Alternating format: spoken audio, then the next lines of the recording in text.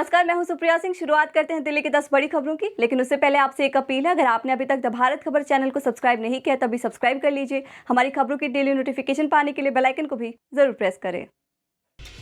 दिल्ली में अवैध अतिक्रमण के खिलाफ बुलडोजर की कार्रवाई जारी है। ये कार्रवाई दिल्ली के अलग अलग इलाकों में चल रही है। इस बीच दिल्ली के मुख्यमंत्री अरविंद केजरीवाल ने सीएम हाउस में बुलडोजर एक्शन को लेकर 14 मई यानी आज एक मीटिंग बुलाई है।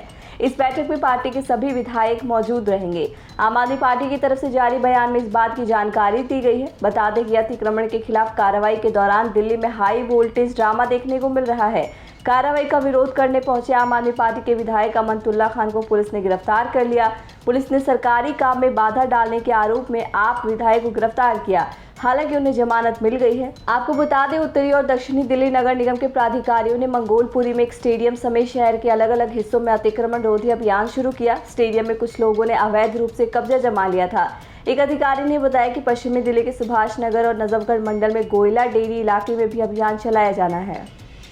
राजधानी दिल्ली में अतिक्रमण हटाने के लिए एमसीडी ने अभियान चला रखा है। इस पर दिल्ली में सियासत भी तेज हो गई है। इसी कड़ी में दिल्ली के डिप्टी सीएम मनीष सिसोदिया ने केंद्रीय गृह मंत्री अमित शाह को एक पत्र लिखा है।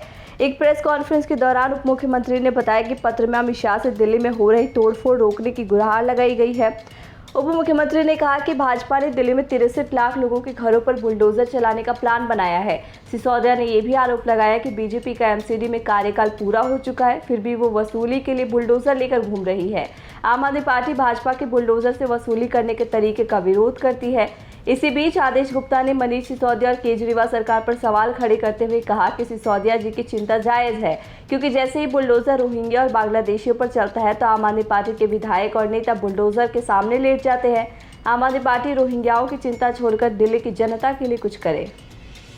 देश की राजनीति में बुलडोजर इस वक्त एक बड़ा मुद्दा बन गया है। दिल्ली में भी बुलडोजर फुल स्पीड से चल रहा है। जहांगीरपुरी से लेकर शाहीन बाग तक लगातार कार्रवाई हो रही है। अब इस बीच बीजेपी ने आम आदमी पार्टी के राउज एवेन्यू स्थित कार्यालय पर भी सवाल खड़े कर दिए हैं। दिल्ली बीजेपी नेता प्रवीण शंकर कपूर ने नॉर्थ एनडीएमसी को एक पत्र लिखा है। पत्र में दावा किया गया है कि आप कार्यालय के जो 2 कमरे बने हुए हैं वो असल में सरकारी जमीन पर बनाए गए हैं। ऐसे में अब उन 2 कमरों को तोड़ने की बात कही जा रही है। हालांकि अभी तक एनडीएमसी की तरफ से इस पत्र पर कोई प्रतिक्रिया नहीं दी गई है, लेकिन इससे पहले भी चिट्ठियों के आधार पर कार्रवाई होती देखी गई है। ऐसे में अब आपके कार्यालय के खिलाफ कोई एक्शन होता है या नहीं, ये देखने वाली बात होगी।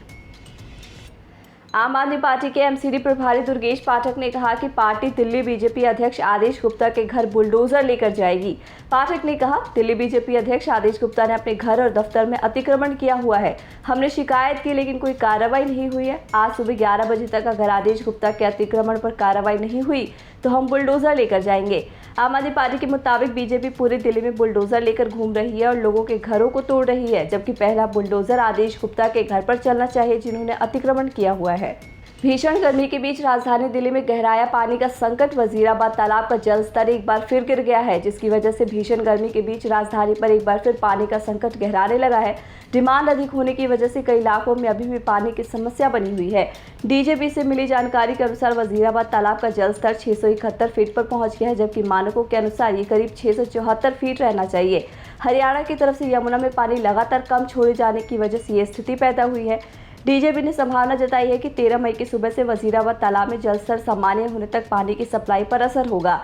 जिन एरिया में पानी की सप्लाई प्रभावित रहेगी उनमें सिविल लाइंस, हिंदू राव अस्पताल और इससे लगते एरिया, कमला नगर, शक्ति नगर और इससे लगते एरिया, करोल बाग, पहाड़गंज, एनडीएमसी क्षेत्र, नया और पुराना राजेंद्र नगर, पटेल नगर ईस्ट और वेस्ट, बलजीत नगर, प्रेम नगर, इंदरपुरी और इससे लगते एरिया, कालकाजी इलाके शामिल हैं।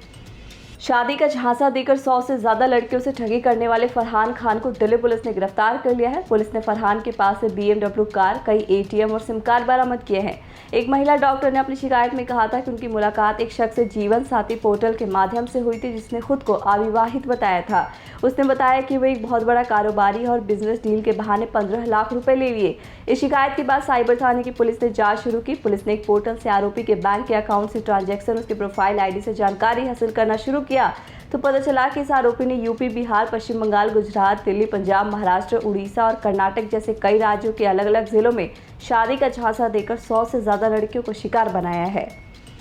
दिल्ली के चोर भी कमाल के हैं। खबर सुनने के बाद आप भी यही कहेंगे। चांदनी चौक में चोरों ने जिस वजह से काजू पर हाथ साफ किया है वो काफी हैरान करने वाला है। देश की राजधानी दिल्ली में चोरों ने अपनी सेहत बनाने के लिए काजू की चोरी की है। यहाँ गौर करने वाली बात है कि चोरों ने 5-10 पैकेट नहीं बल्कि करीब 6 क्विंटल काजू उड़ाए हैं। हालांकि कड़ी मशक्कत के बाद दिल्ली पुलिस ने काजू चोरों को गिरफ्तार कर लिया है। शिकायत के आधार पर दिल्ली पुलिस ने 580 किलो काजू के साथ 3 आरोपियों को गिरफ्तार किया है। बताया गया कि ये चोर जिम जाते हैं और सेहत बनाने के लिए इन्हें अधिक मात्रा में काजू की जरूरत थी, इसी वजह से उन्होंने ये कांड किया। पटेल नगर इलाके में एसयूवी सवार बदमाश एटीएम को काटकर 10 लाख की नकदी निकाल ले गए। इसके अलावा करोल बाग में भी एक एटीएम से रुपए निकालने की कोशिश की गई। पुलिस दोनों के मामलों में आरोपियों की तलाश कर रही है। वेस्ट पटेल नगर में एयू स्मॉल फाइनेंस बैंक का एटीएम है। बदमाशों ने पहले सीसीटीवी कैमरे पर स्प्रे कर धुंधला कर दिया, फिर एटीएम मशीन को काट कर उसमें रखे 10 लाख रुपए निकाल लिए।